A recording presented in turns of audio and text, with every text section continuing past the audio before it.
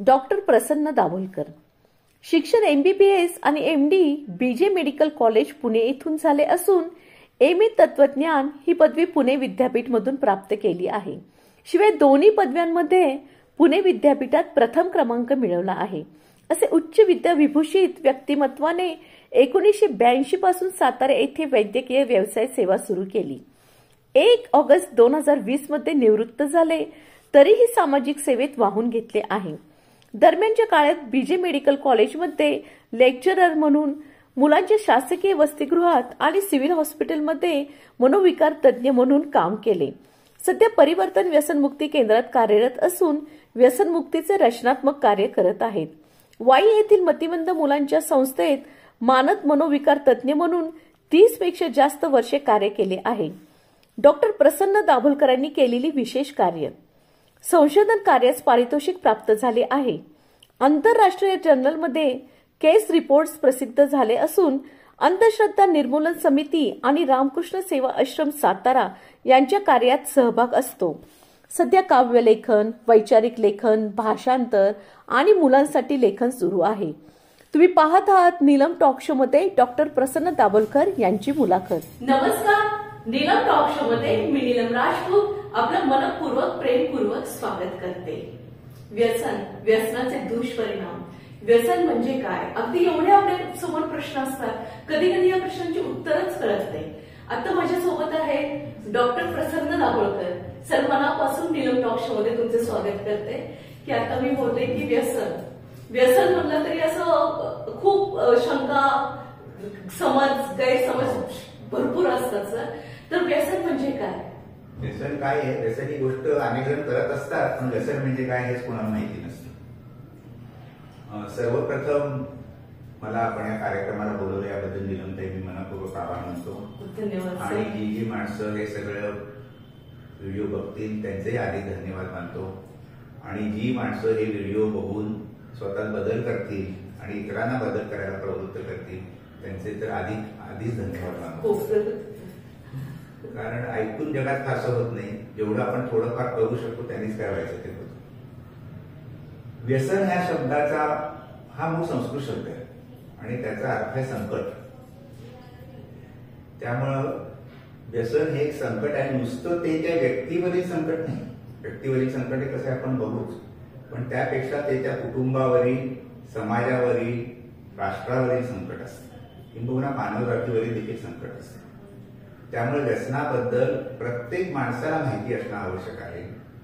विशेषतः ज्या माणसांना वाटतं की मी थोडंसं व्यसन करत असलं तर मी व्यसनी नाही, त्यांनी तर व्यसन म्हणजे काय हे समजून घेतलं पाहिजे।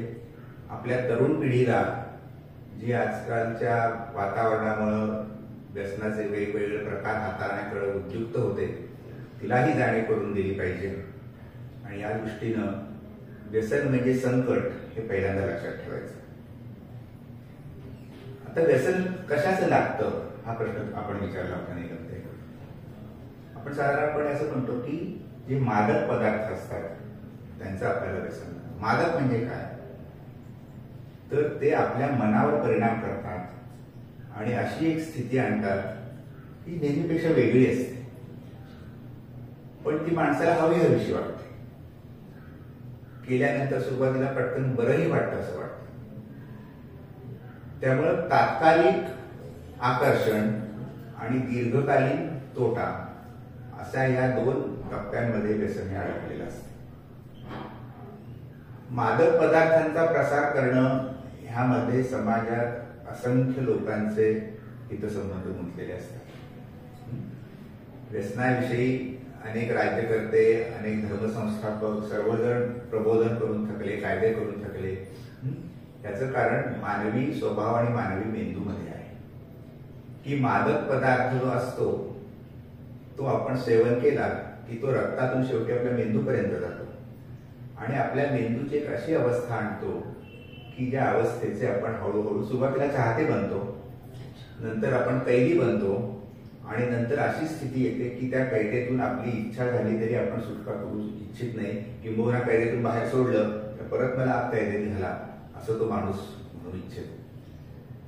तर ह्या दृष्टीनं जे आपल्या मनावर परिणाम घडवून आणतात तात्कालिक सुखद पण दीर्घकालीन अतिशय वाईट, ह्या सर्वांना आपण मादक पदार्थ असं म्हणतो.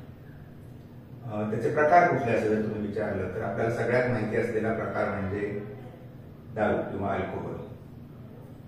सध्या मोठा वाद चालू आहे, आपण बघत असाल वाईन ही दारू आहे की नाही. सर्व गोष्टी ज्याच्यामध्ये अल्कोहोल आहे, C2H5OH, त्या दारूच आहेत. त्याला नाव बियर द्या, हातभट्टी द्या, मिल्ट्रीची म्हणा, स्कॉच म्हणा, इम्पोर्टेड म्हणा, कुठली म्हटलं तरी ती दारू आहे. प्रमाण कमी जास्त असेल, घेणाऱ्यांना माहिती असतं जास्त प्रमाण असलेली कमी घ्यायची, कमी प्रमाण असलेले जास्त घ्यायचे. शेवटी आपल्या शरीरात जाणारं अल्कोहोल हे तेवढंच असतं. त्यामुळे कुठल्याही नावाने दारू हे अतिशय घातक असं व्यसन आहे. आपण दारूपासून नेहमी सुरुवात करतो, याचं कारण असं की ते समाजात मोठ्या प्रमाणात आढळतं. त्याच्याबद्दल काही लोकांचा गैरसमज देखील आहे की थोडीशी नियमित घेतली तर चांगली असते बरं का. तेही अत्यंत चुकीची समजूत आहे. आणि बहुसंख्य वेळा या व्यसनी माणसाला मी व्यसनी झालोय असंच वाटत नसतं. माझा कंट्रोल आहे, माझा ताबा आहे, ह्याच्यामध्ये तो. मी श्रावणाला थांबवतो, मी मनात आणलं तर 2 दिवस घेत नाही, मी 2 वर्षापूर्वी 2 महिने थांबवले होते असं सांगून तो आपल्या मनाला आणि स्वतःला फसवत असतो. दारूशिवाय आपल्या समाजातलं मोठे व्यसन म्हणजे तंबाखू. बिडी, सिगरेट, तंबाखू चगळणं, गुटखा, तपकीर, मिश्री अशा अनेक प्रकाराने समाजातल्या सर्व स्तरांमध्ये आणि मुख्य म्हणजे स्त्रियांमध्ये देखील अतिशय मोठ्या प्रमाणात असलेले व्यसन आहे. तंबाखूचे व्यसन एके प्रकारे दारूपेक्षा देखील शरीराला अधिक घातक आहे. म्हणजे वेगवेगळे कॅन्सर, वेगवेगळ्या प्रकारचे आजार, हृदयावरचा परिणाम, मेंदूवरचा परिणाम, ह्या गोष्टी आपण बघितल्या तर तंबाखू अधिक घातक आहे शारीरिक दृष्ट्या. पण दारू ही माणसाला शारीरिक दृष्ट्या आणि मानसिक दृष्ट्या दोन्ही उद्ध्वस्त करते, त्याचं कुटुंब उद्ध्वस्त करते. ते आपण त्याला अधिक महत्व देतो. दुष्परिणाम सर, आता तुम्ही जे सांगताय कॅन्सर वगैरे की मादक पदार्थांचे दुष्परिणाम काय होतात? दुष्परिणाम शरीरावर, मनावर. आता एक लक्षात घ्या, मादक पदार्थाप्रमाणे दुष्परिणाम थोडे थोडे बदलतील. दारूचे थोडे वेगळे असतील, तंबाखूचे थोडे वेगळे असतील, किती प्रमाणात आपण घेतो या पद्धतीने, पण कुठलाही मादक पदार्थ हा शरीराला आवश्यक नाही. अनेक रिपोर्ट्स आहेत, मला माहिती आहे की दारू थोड्या प्रमाणात घेतली चांगली असते. आमच्या डॉक्टरनी सांगितलं असं म्हणणारे अनेक भेटतात. कुठल्याही तुम्ही औषधशास्त्राचं पुस्तक काढून बघा, त्याच्यात दारू हे औषध म्हणून उल्लेख नाही. मला आवडते म्हणून मी घेतो, त्याच्याविषयी मी तुमच्याशी वाद घालायला येणार नाही. मी चांगली आहे म्हणून घेतो अशी स्वतःची फसवणूक करू नका. कारण ह्याच्यामध्ये आपण स्वतःची नाही, समाजाची फसवणूक करत असतो. ह्याचं कारण असं की ह्याच्यातून प्रतिष्ठा मिळते आणि आपली जी नवीन पिढी आहे त्या 2 गोष्टीकडे त्यात वळते. पटकन मिळणारी प्रतिष्ठा आणि काहीतरी एक्साइटिंग असं काहीतरी करायला मिळालं पाहिजे. हे 2 दुर्गुण या व्यसनामध्ये फार मोठ्या प्रमाणात आहेत. पैसा मुलांच्या हातात अनेकदा वेगवेगळ्या मार्गाने आलेला असतो, वेगवेगळ्या प्रकारचे आग्रह चालू असतात. त्यामुळं जसं आपण म्हणतो शाळेत लैंगिक शिक्षण देण्याची गरज आहे, तसंच मुलांना व्यसनाबद्दल शिक्षण देण्याची गरज आहे. आणि व्यसन करण्यात पुरुषार्थ नाही, तर व्यसनाला नकार देण्यात पुरुषार्थ आहे. हे आपण प्रत्येकाने आपल्या आणि आपल्या मुलांच्या मनावर बिंबवलं पाहिजे. आपण विचार होता की व्यसनाचे मूळ दुष्परिणाम कुठले. सगळ्यात महत्वाचा दुष्परिणाम तुम्ही मगाशी म्हटलं की आपण त्याचे गुलाम बनण्याची शक्यता असते. आणि ही म्हणजे हा एक प्रकारचा मानसिक आजार आहे, व्यसनाचं गुलाम बनणं, ऍडिक्शन ज्याला आपण म्हणतो. पण तो आजार आहे, आपण गुलाम बनतो हे लक्षातच येत नाही. अगदी बरोबर. त्यामुळे माणसाने काय लक्षात घेतलं, आपल्या डोक्यात कल्पना कशी असते, मी कुठं दारू रस्ता कळतो. तो माणूस म्हणजे संध्याकाळी येतो, दररोज माझे 2 पेग घेतो, जेवतो आणि मी सुखाने झोपतो. मी काय बायकोला मारत नाही, मी काय शिवीगाळ करत नाही, मी काय रस्त्याला आडवा तोडत हिंडत नाही. तर पहिल्यांदा हे लक्षात घेतलं पाहिजे, तसं केलं म्हणजेच मी व्यसनी झालो असं नाही. तर केव्हा मी व्यसनी आहे, पहिली गोष्ट म्हणजे त्याच्यावर माझा ताबा नाही. मला ते घ्यावं अशी इच्छा निर्माण होते आणि ते घेतल्याशिवाय मला चैन पडत नाही. मग भले ती तुम्हाला दररोज होते का आठवड्यातून एकदा होते हा प्रश्न नाही, पण एकदा इच्छा निर्माण झाली की मग माझं सगळं डोकं ते कसा हा पदार्थ मिळेल आणि कधी मिळतो इकडे घ्यायचं. मित्रांनो पार्टीला जाणार तर काय देवेल काय बघेल इकडे लक्ष नसतं, बैठक केव्हा जमेल हे विचार डोक्यात असतं. असे जर आपल्या डोक्यात होत असतील तर आपण त्याच्या हळूहळू गुलामगिरीकडे चालले. मग आपल्याला हळूहळू जास्त प्रमाणात ते लागायला पूर्वी एक पेन वागायचं, प्रमाण वाढतं, मग ते नशा म्हणजे आणि ती जी नशा असते ती सुरुवातीला कमी ह्याच्यात येते. नशा म्हणजे काय, आपल्या मनाची अशी छान धुंद अशी अवस्था, किक बसते त्याला असं म्हणतात. किंवा अधिक जर आपण हिरोईन गर्ल, अफू, गांजा अशा प्रकारची व्यसनं घेतलं तर आधी चित्रविचित्र मानसिक अनुभव त्या माणसाला येऊ शकतो. ते वेगळ्याच जगात मी काहीतरी वावरतं असं वाटू शकतं. बरं वाटतं नेहमीपेक्षा. नेहमीचं जग फार त्रासदायक असतं, कटकटीचं असतं. काल्पनिक जग नेहमीच सुखाचं असतं, पण ते काही आपल्या कायमचं वास्तव्याचं ठिकाण नाही. तर ही जी नशा येते त्यामुळे माणूस पहिल्यांदा ते व्यसनाकडे वळतो. आणि मग काही जणांच्या बाबत असं लक्षात येतं की एवढीच नशा येण्यासाठी मला आणि जास्त घेतली पाहिजे. माझ्या शरीराला, मेंदूला सवय झाली त्या पदार्थाची, आणि मग ते शरीर आणि मेंदू जास्त जास्त पदार्थाची मागणी करतो. मला जास्त जास्त घ्यायला लागतं. पूर्वी मी अधूनमधून घेत असते, मला नियमितपणे घ्यायला लागतं. पूर्वी मी कामावर जाताना टाळायचं असेल, आता मी घेतल्याशिवाय मी काम करू शकत नाही अशी अवस्था होते. किंवा अनेक मला आजार होतात, मला डायबिटीस झालंय, मला ब्लड प्रेशर झालंय, मला डॉक्टरने सांगितले की आता हे तुम्ही दारू तंबाखू सोडली पाहिजे बरं का. मी हो हो म्हणतो, पण मी थांबवू शकत नाही. माझ्या कुटुंबावर परिणाम होतो, माझ्या घरात भांडणं होतात, माझी बायको दुःखी आहे, माझ्या मुलांवर चांगले संस्कार होत नाहीये, पण माझा वेळ सगळा दारू पिणं आणि दारूचा विचार करणं. नशेपेक्षा देखील 24 तास त्या माणसाने मी नशा कसे करेन हा विचार करत असतो. असं जर असेल तर मी त्या व्यसनाच्या आहारी गेलेलो आहे. कृपा करून हे लक्षात घ्या. रस्त्यावर लोळणं, आरडाओरडा करणं म्हणजे व्यसनी होणं नव्हे. त्याच्या खूप आधीच्या टप्प्यावरच आपण व्यसनी असतो, आणि हे आपण समजावून घेतलं तर मग आपण त्याच्यातून बाहेर पडायला अधिक मनापासून प्रयत्न करू शकतो. आता ह्या दृष्टीने काय माहिती पाहिजे, बाहेर कसं पडावं हे आपल्या मागच्या व्हिडिओमध्ये झालेलं आहे. पण पहिल्यांदा एक लक्षात ठेवलं पाहिजे की व्यसनामुळे कुठले कुठले दुष्परिणाम होतात. आता दारूमुळे लिव्हर खराब होते सगळ्यांना माहिती, पण दारूमुळे आपलं पुरुषत्व कमी होते माहितीये का. दारूमुळे आपल्याला तोंडाचे, पोटाचे, गुदद्वाराचे कॅन्सर होण्याची शक्यता वाढते माहितीये का. दारूमुळे आपल्या पॅन्क्रियाज म्हणजे जिथं आपलं इन्शुलिन तयार होतं त्याच्यावर परिणाम होऊन आपल्या डायबिटीस होऊ शकतो माहितीये का. आपल्या हृदयावर परिणाम होतो, आपल्या ब्लड प्रेशरवर परिणाम होतो, आपल्या मेंदूवर परिणाम होतो, आपल्या मेंदूतल्या पेशी हळूहळू लहान लहान लहान होत जातात. हे आपल्याला माहिती नसतं. आपल्याला काय वाटतं माझं सगळं चांगलं चाललंय. दुर्दैवाने काय आहे, देवाने आपल्याला भरपूर दिलेलं आहे.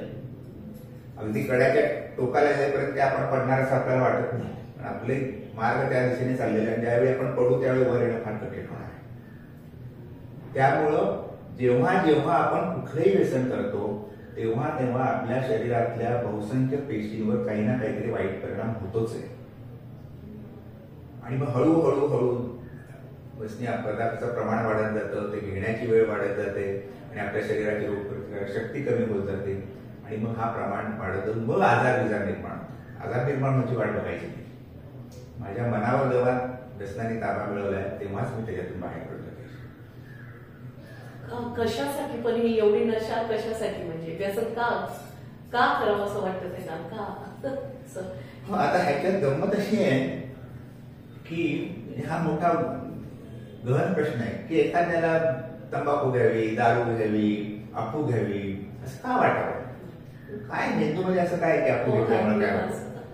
तर ह्या सर्व पदार्थांना आपला प्रतिसाद देईल अशी रचना आपल्या मेंदूची जन्मजातच आहे. त्यामुळे कोणी मी व्यसनी होणार नाही असं म्हणू नये. आज मी व्यसन सुरू केलं, मी देखील आम्ही 15 वर्षांनी व्यसनी होऊ शकतो. मी असं म्हणू सांगता येत नाही, कारण प्रत्येकाच्या बिंदूवर, त्याला आपण रिसेप्टर म्हणतो, मज्जापेशींवर अशी काही ठिकाणं असतात की तिथं जाऊन हे पदार्थ कार्य करतात. हे जन्मजात आहे. आता जन्मजात याचं कार्य काय आहे. आता आपल्याला छान वाटतं, बरं वाटतं, आपण हे उल्लेख केला. आता आपल्यापैकी अनेकांना माहिती असतं जे नियमितपणे व्यायाम करतात, जे पळायला जातात, जे जिम मध्ये जातात, जे खेळतात, खेळल्यानंतर देखील आपल्याला छान वाटतं, पळल्यानंतर देखील छान वाटतं, नियमितपणे योगासन केल्यानंतर छान वाटतं. तर हे देखील आपल्या मेंदूला छान वाटत असतं, आणि हे छान वाटण्यासाठी काही अंतर्गत पदार्थ मेंदूमध्ये तयार होत असतात, जे तयार झाले की आपल्याला छान वाटतं. एंडॉर्फिन्स म्हणतो इथं म्हणतो. किंवा एखादी गोष्ट केल्यानंतर आपल्याला आनंद वाटतो. मला बक्षीस मिळालं, मला आनंद वाटतो. त्यावेळी माझ्या मेंदूचे डोपामिन नावाचं द्रव्य कार्य करत असतं. तर ह्या द्रव्यांच्या जागी जाऊन त्यांना उत्तेजित करून आपल्या मनाची रचना बदलवण्याची शक्यता ह्या रसायनामध्ये असते. म्हणून ते आपल्याला नशा करतात आणि म्हणून आपण कायम काळजी घ्यायची असते. म्हणजे आपल्यापैकी अनेकांना माहिती असेल की अल्कोहोल अनॉनिमस ही या व्यसनाचे मुक्ती क्षेत्र करणारी 100 वर्ष होऊन गेलेली संस्था आहे. त्यांचं म्हणणं असं की एकदा मद्यपी म्हणजे जन्मभर मद्यपी. मी 20 वर्ष दारू सोडलेली असू दे, मी 25 वर्ष दारू सोडलेली असू दे, तरी मी म्हणणार मी मद्यपी आहे. कारण माझा मेंदू तोच आहे, माझं मन तेच आहे. आज मी दारू घेत नाही म्हणून मी चांगला आहे, उद्या मी दारू घ्यायला सुरुवात केली, थोड्यावर माझं भागणार नाही. त्यामुळे हे लक्षात घ्यायचं की ह्या व्यसनाकडं आकर्षिले जावं अशी आपल्या मेंदूची एक नैसर्गिक रचना देखील आहे. म्हणून आपल्याला आधीपासून त्याची जाणीव करून घेऊन त्यांचा प्रयोग करण्याचं टाळणं. काही काही वेळा असं होतं, हेरॉईन सारखी वेगवेगळ्या द्रव्य असतात, तुम्ही एकदा जरी घेतलं तरी त्याचं व्यसन लागू शकतं. दारू तंबाखू ज्या एवढ्या लवकर लागणार नाही. सुरुवातीला किंवा दारू तंबाखू घेतल्या माणसाला आवडणार देखील नाही, 4 वेळा घेतल्यावर मग तो एन्जॉय करायला लागेल असं. पण काही काही घातक घटना याचीच आहेत की त्यामुळे एकदा घेतल्या देखील व्यसन लागू शकतं, त्याचा मेंदूवर कायमचा परिणाम होऊ शकतो. त्यामुळे आपण हे जागरूक राहणं आणि आपल्या मुलांना जागरूक ठेवणं हे आवश्यक आहे. म्हणजे त्या बाजूला जायचंच नाही. मनाचं ब्रेक, उत्तम ब्रेक. आणि आता ह्याच्यात कसं आहे, नेहमी माणूस काय म्हणतो की मी कुठे व्यसन. आणि सत्य म्हणजे आज जर 100 माणसांनी दारू घ्यायला सुरुवात केली, त्यातली कुठल्या वयात तर त्याला महत्व आहे बरं का.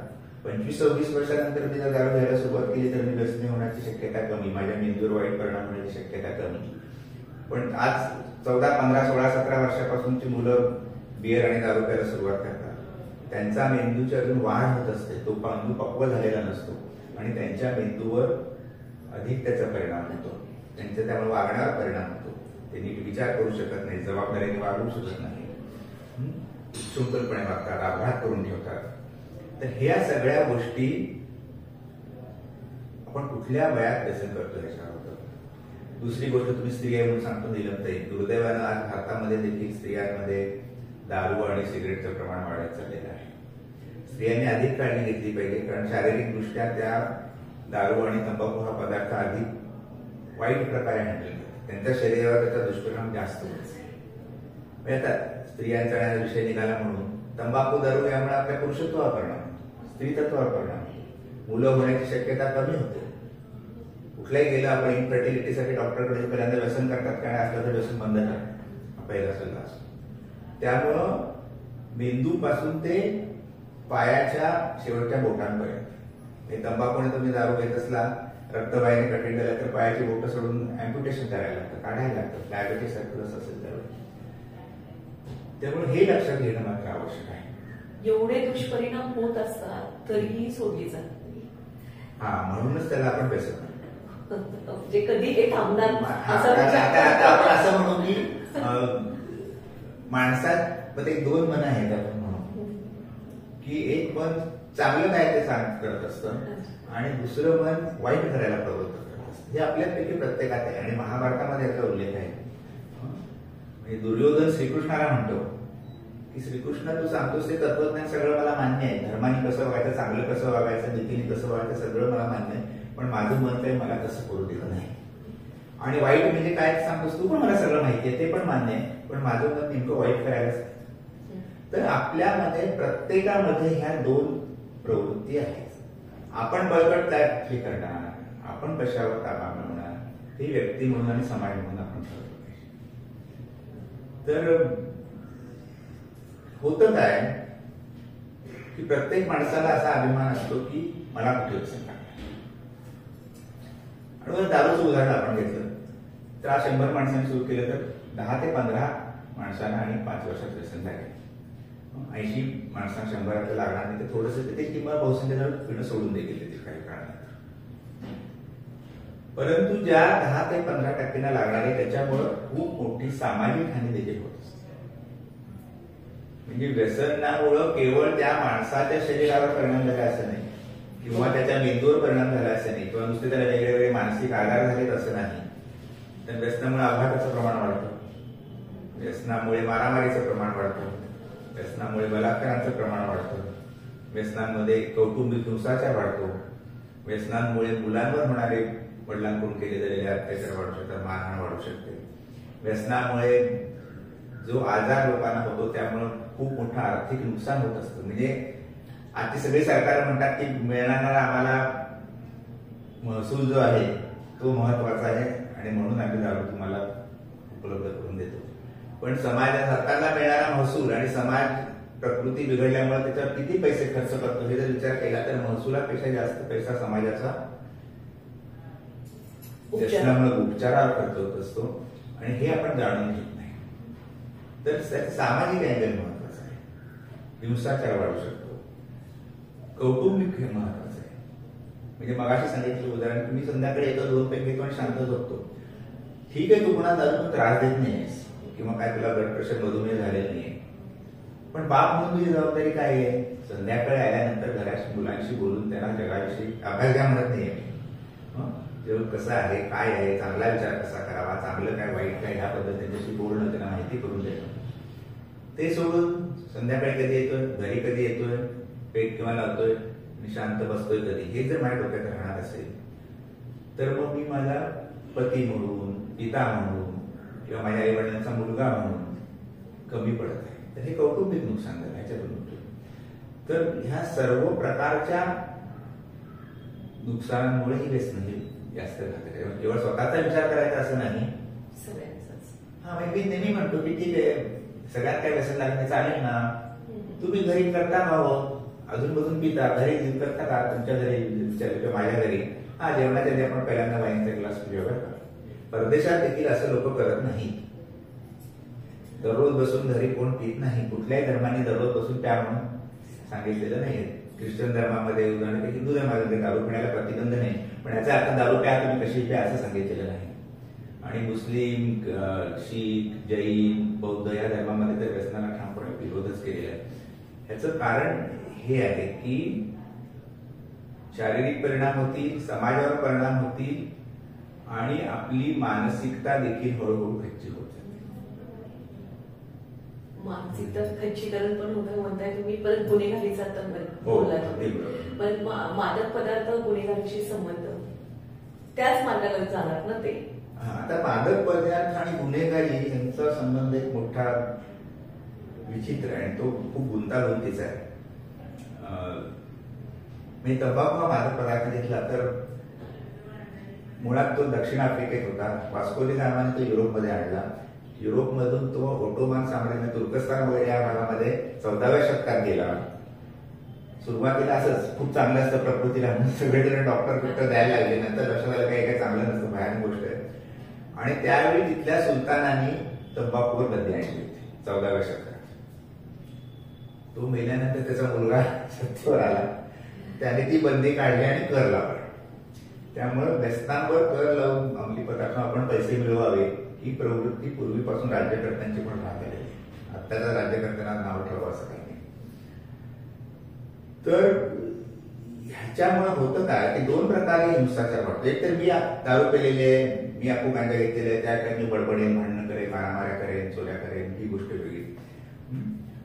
पण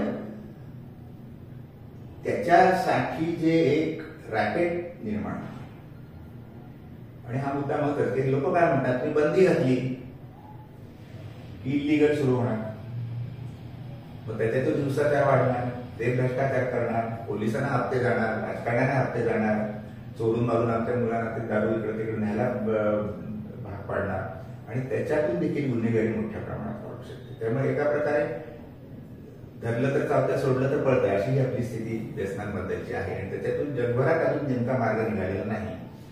पण एक लक्षात घेतलं पाहिजे की आपल्याला नीट कंट्रोल करता येत नाही याचा अर्थ मोकळीक देऊन टाका असं नाही. आपल्याला सोपी उत्तर पाहिजे, गावाला कंट्रोल नाही करता येतो, दारू हातमध्ये सुरू होते, हिराट बंद केले, चोरट्या मार्गाने आणले जाते, पूर्ण बंद होतं. आता उद्या सरकार असं म्हणे आम्हाला चोरी काय बंदी करता येत नाही, किती गुन्हे केले तरी चोर करतात, मग आम्ही पर्सेंटेज ठरवतो, चोरी केली की 20% सरकारला कर द्या. चालेल काय समाजाला? दरवेळी पैसा कायदा सुव्यवस्था असं करायचं नसतं आणि मधलाही मार्ग असतो. म्हणजे निदान समाजात प्रतिष्ठा मिळणार नाही.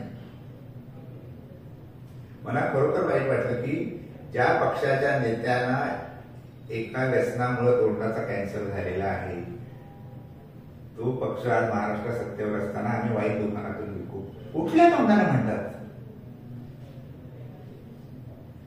म्हणजे आपलं बोलणं आणि आपलं वागणं ह्याच्यात फरक असतो. आणि ह्यामुळे व्यसनाला सामाजिक प्रतिष्ठा मिळते, ह्याच्यातून गुन्हेगारी वाढते. ह्याच्या व्यापारामधून भरपूर पैसे मिळायला लागतात.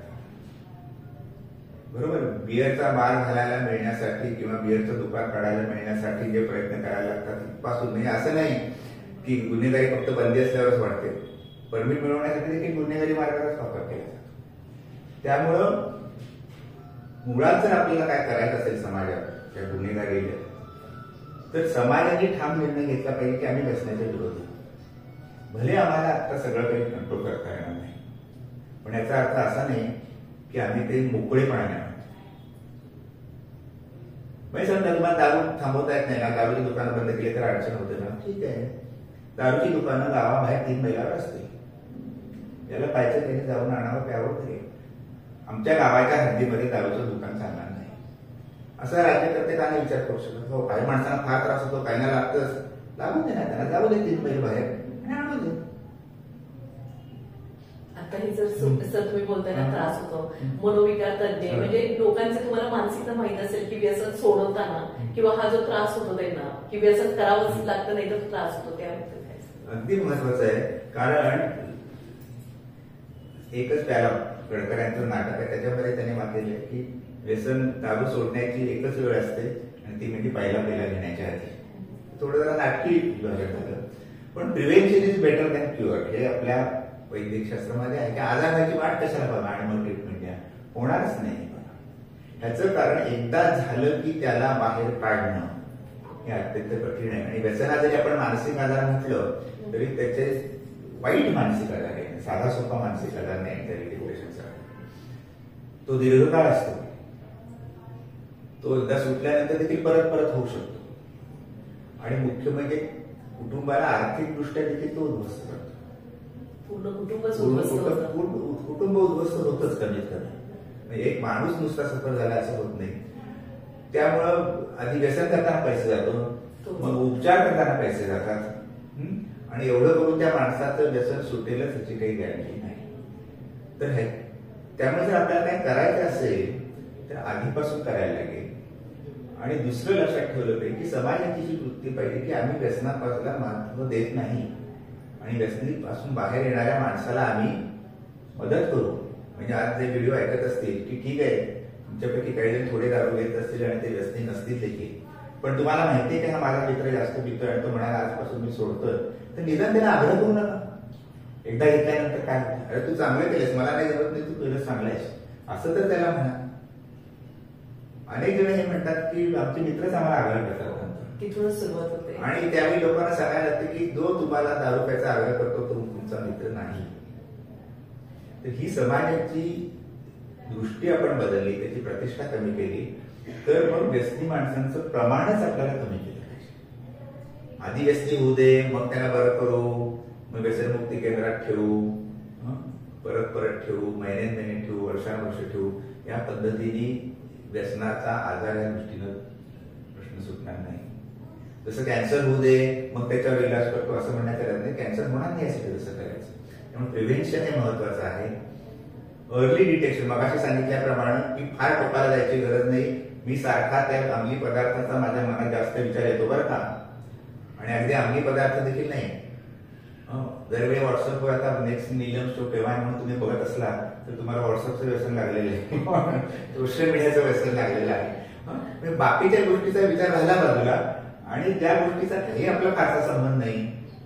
लाईक्स किती आले, डिसलाईक किती आले, दारू मला कधी मिळेल, तंबाखू मला कधी मिळेल, मला गरज कधी मिळेल, मला आपू कुठून मिळेल, ह्या विचारात जर माझं डोकं राहत असेल आणि दैनंदिन कामापेक्षा ह्या गोष्टींना महत्व असेल तर ती माझी सुरुवात झालेली. मी आता व्यसनी व्हायला लागलेलो आहे आणि त्या क्षणीच मी आवर घातला पाहिजे. म्हणजे इतर आजारांची लक्षणे आपल्याला कळतात की हो. बाबा हे अशी लक्षणे हो. सांगितली जातात, मग या आजाराचं काय लक्षण आहे? ह्या आजाराचे लक्षण म्हणजे मादक पदार्थांचा मोह वाटायला. पहिले लक्षण ते मला घ्यावंसं वाटतं.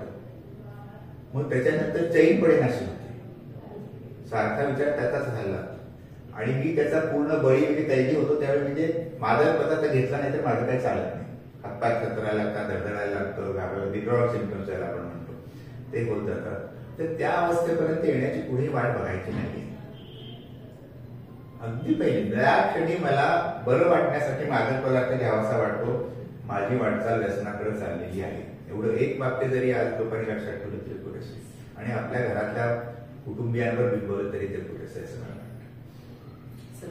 सर खूप छान बोलताय, खूप चांगली माहिती तुम्ही सांगताय लोकांना. पण एक अगदी शेवट जाता जाता की लोकांना काय सल्ला देतात, उपदेश देतात, व्यसनाबद्दल काय बोलताय तुम्ही? उपदेश देण्याचा काय माझा अधिकार नाही, केस पांढरे झाले असले तरी. पण मित्रत्वाचा एक सल्ला मला द्यावासा वाटेल की आणि हे प्रत्येकाला शक्य आहे की मी अंमली पदार्थापासून दूर राहील. मला व्यसन लागेल की नाही हा प्रश्न नाही, कारण मी दूर राहील. माझ्या जवळचे जे आहेत त्यांना घ्या म्हणून तर मी कधीही आग्रह करणार नाही. ते घेत नसतील तर त्यांचं कौतुक करून त्यांना प्रोत्साहन देईल. एखादा माझ्या ओळखीचा माणूस व्यसनात अडकलेला असेल त्याला बाहेर पडायला मदत करेल आणि उद्या तो बाहेर पडू लागल्यानंतर त्याला बाहेर राहायला मदत करेल. तो परत कसा प्यायला लागतोय, झाले काय त्या वर्षभर सोडले, 31 डिसेंबर आहे, एक बाटली बिअरनी काय होतं, अशा पद्धतीची चर्चा मी त्याच्यासमोर करणार नाही. म्हणजे आणि मुख्य म्हणजे सगळ्यात महत्वाचं, माझ्या घरी जी मुलं आहेत जी आता वयात येत आहेत त्यांच्या समोर मी व्यसन कशी वाईट आहे आणि मनावर ताबा ठेवणं ह्याच्यातच खरा कसा पुरुषार्थ आहे हे सांगेन. आणि अगदी दुर्दैवाने समजा मी व्यसनाचा बळी आहे तरी देखील माझ्या मुलांना मी हे सांगेन की बाबा मी चुकलो, तुम्ही चुकू नका. असं नाही म्हणणार मी पितोय तुम्ही पण करा. थोडस सर की पिढीचा पण म्हणतात की अनुवंशिकता थोडस. अगदी बरोबर, अनुवंशिकता ह्याच्यात असू शकते ह्या आजारात. त्यामुळे जर मी व्यसनी असेल आणि मला माझ्या मुलांबद्दल काळजी असेल तर मी निश्चितपणे त्यांना सांगितलं पाहिजे की मी काय प्रयत्न करतो त्याबद्दल बोललं पाहिजे, मी कसा यश अपयश मिळतं त्याबद्दल बोललं पाहिजे. आणि तुम्ही जास्त काळजी घ्या, कारण मगाशी म्हटल्याप्रमाणे तुमचा जन्मजात मेंदू जो माझ्याकडून आलेला आहे त्याला अंमली पदार्थाची जास्त ओढ आहे. त्यामुळे त्याला थोडंसं द्यायचं नाही. आपण म्हणतो नरमांसाची चटक लागलेला वाघ जसा परत नरमांस खायला लागतो तसं त्या मेंदूचं होतं. त्यामुळे ज्यांनी आहे त्यांनी अनुवंशिकता असते, आपलं बघून आपली मुलं शिकत असतात. या सर्व गोष्टींमुळे विचार करता निदान मुलांसमोर मी पीत नाहीये, व्यसनाचं ग्लोरिफिकेशन करत नाही, त्याला महत्व देत नाहीये, ह्या गोष्टी प्रत्येकाने बघणं महत्वाचं आहे. कुटुंबाची समाजाची साथ कशी पाहिजे त्यांना सगळ्यांनी अगदी हा सामाजिक प्रश्न आहे. कुटुंब विचार हातभर असतं. त्यामुळं व्यसन ही समाजातली प्रतिष्ठेची गोष्ट असता कामा नये. ही पहिली गोष्ट मला वारंवार सांगावीशी वाटते. ते दुर्दैवानं भारतीय समाजात इतके शतक व्यसन ही प्रतिष्ठेची गोष्ट नव्हती, ती आता बाहेर लागलेली आहे.